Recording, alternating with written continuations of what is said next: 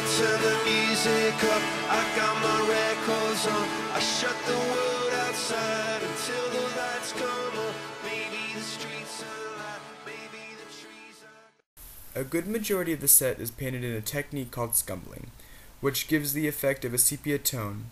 The reason we chose to do this is that in the 1840s people used a process in photography called tintypes or ferrotypes, which gave a sepia-colored picture.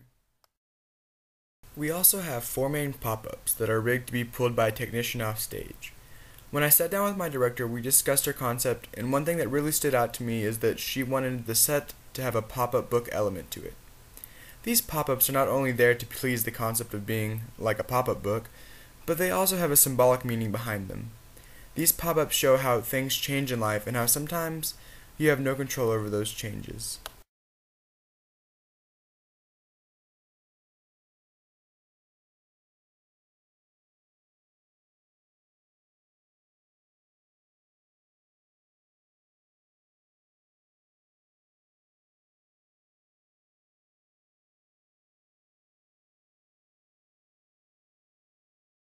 We have a clock hung from a batten, and on this clock you will see the Roman numerals running from 1 to 11.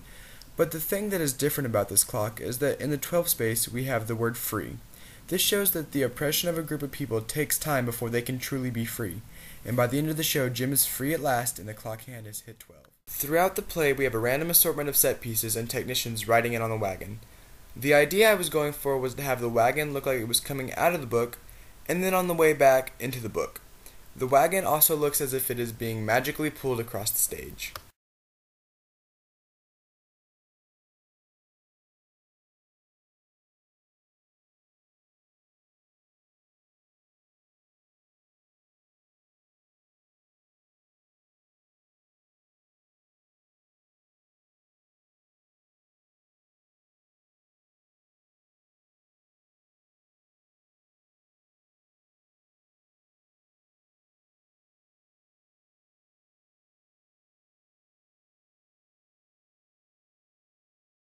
A cool aspect of the set is we have a house at center stage, and like every other house it has a door and a window.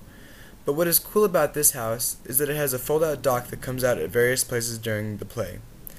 The way I see the house is it is very solid, just like the beliefs of the people in St. Petersburg in the play. They want Huckleberry to act and be a certain way, but the dock symbolizes that even something solid can change with a little help. Pap's shack has a little twist to it.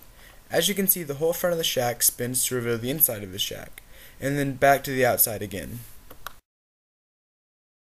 In the song, Leaving's Not the Only Way to Go, we have 4 frames that come down, and the 4 characters, Alice, Mary Jane, Huckleberry Finn, and Jim, stand behind their respective portraits. Once the song starts, they tear down the portraits to reveal them while they sing the song. These frames represent pages in a book and how the book really does come to life on stage. It also shows, whether you're white or black, that you can come together, even just for a moment, in a world of racism and hatred. Our other drop is our quilt drop. Back when the Underground Railroad was in service, people would use blankets, quilts, pieces of fabric to show the way to freedom. This drop is symbolic of these, and come down in any slave number or scene during the play.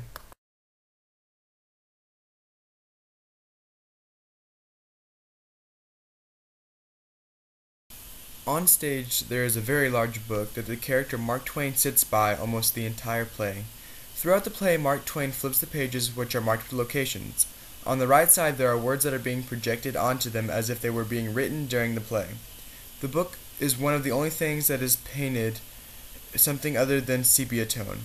It is painted gold, which shows that it is not part of the story, but is the thing that keeps the story bound together. I am Zachary Briscoe, and this is my set.